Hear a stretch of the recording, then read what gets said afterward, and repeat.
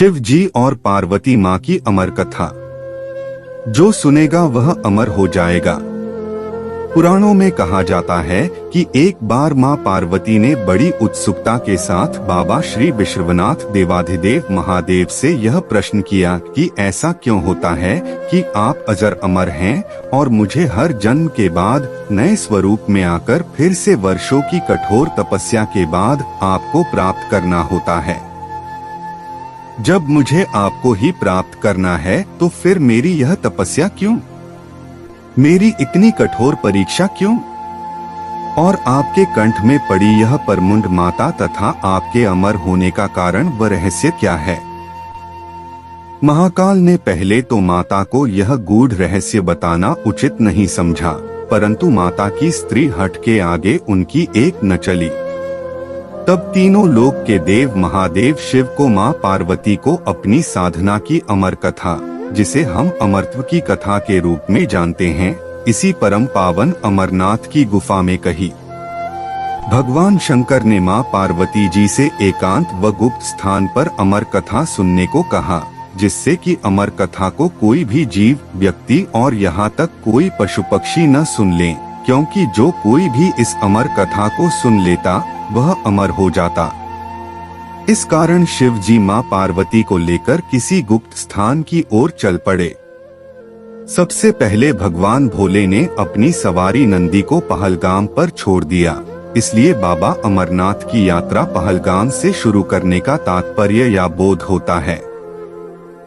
आगे चलने पर शिव जी ने अपनी जटाओं में चंद्रमा को चंदनवाड़ी में अलग कर दिया और गंगा जी को पंचतरणी में और कंठाभूषण सर्पों को शेषनाग पर छोड़ दिया। इस प्रकार इस पड़ाव का नाम शेषनाग पड़ा। आगे की यात्रा में अगला पड़ाव गणेश टाप पड़ता है। इस स्थान पर बाबा ने अपने पुत्र गणेश को भी छोड़ दिया था, जिसको महागुणा का पर्वत भी कहा जाता है। पिस्सू घाटी में पिस्सू नामक कीड़े को भी त्याग दिया। इस प्रकार महादेव ने अपने पीछे जीवनदायिनी पांचों तत्वों को भी अपने से अलग कर दिया। इसके साथ माँ पार्वती संग एक गुप्त गुफा में प्रवेश कर गए। कोई व्यक्ति, पशु या पक्षी गुफा के अंदर प्रवेश कर अमर कथा को ना सुने, इसलिए शिव जी ने अपने चमत्कार से गुफा के चारों ओर आग प्रज्वलित कर दी। फिर शिव जी ने जीवन की अमर कथा माँ पार्वती को सुनाना शुरू किया। कथा सुनते सुनते देवी पार्वती को नींद आ गई और वह सो गई, जिसका शिव जी को पता नहीं चला। भगवान शिव अमर होने की कथा सुनाते रहे। इस समय दो सफेद कबूतर श्री शिव जी से कथा सुन रहे थे और बीच बीच में गूंगू की आवाज निकाल रहे थे। शिव जी को लग रहा था कि माँ पार्वती कथा सुन रही है और बीच बीच में हुंकार भर रही हैं। इस तरह दोनों कबूतरों ने अमर होने की पूरी कथा सुन ली। कथा समाप्त होने पर शिव का ध्यान पार्वती माँ की ओर गया, जो सो रही थी। शिव जी ने सोचा कि अगर पार्वती सो रही है तब इसे सुन कौन रहा था। तब महादेव की दृष्टि कबूतरों पर पड़ी। महादेव शिव कबूतरों पर क्रोधित हुए और उन्हें मारने के लिए तत्पर हुए। इस पर कबूतरों ने शिव जी से कहा कि हे प्रभु, हमने आपसे अमर होने की कथा सुनी है। यदि आप हमें मार देंगे तो अमर होने की यह कथा झूठी हो जाएगी। इस पर शिव जी ने कबूतरों को जीवित छोड़ दिया और उन्हें आशीर्वाद दिया कि तुम सदैव इस स्थान पर शिव पार्वती के प्रतीक चिन्ह के रूप में निवास करोगे। अतः यह कबूतर का जोड़ा अजय अमर हो गया। माना जाता है कि आज भी इन दोनों कबूतरों का दर्शन भक्तों को यहाँ प्राप्त होता है। इस तरह से यह गुफा अमर कथा की साक्षी हो गई व इसका नाम अमरनाथ गुफा पड़ा। जहाँ गुफा के अंदर भगवान शंकर बर्फ के निर्मित शिवलिंग के रूप में विराजमान है।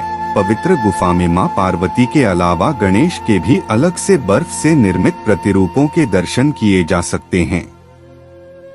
इस पवित्र गुफा की खोज के बारे में पुराणों में भी एक कथा प्रचलित है कि एक बार एक गडरिये को एक साधु मिला। जिसने उस गडरिये को कोयले से भरी एक बोरी दी, जिसे गडरिया अपने कंधे पर लाद कर अपने घर को चल दिया। घर आकर उसने बोरी खोली तो वह आश्चर्यचकित हुआ, क्योंकि कोयले की बोरी अब सोने के सिक्कों की हो चुकी थी। इसके बाद वह गडरिया साधु से मिलने व धन्यवाद देने के लिए उसी स्थान पर गया जहां पर साधु से मिला था, परंतु वहां उसे साधु नहीं मिला, बल्कि उसे ठीक उसी जगह एक गुफा दिखाई दी। गडरिया जैसे ही उस गुफा के अंदर गया तो उसने वहां पर देखा कि भगवान भोले शंकर बर्फ के बने शिवलिंग के आकार में स्थापित थे। उसने वापस आकर सबको यह कहानी बताई और इस तरह भोले बाबा की पवित्र अमरनाथ गुफा की खोज हुई। धीरे धीरे करते दूर दूर से भी लोग पवित्र गुफा एवं बाबा के दर्शन के लिए पहुंचने लगे, जो आज एक प्रतिवर्ष यात्रा के रूप में जारी है।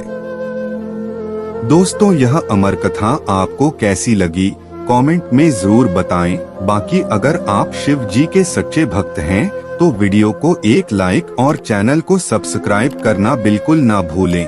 धन्यवाद। मिलते हैं अगली कहानी में।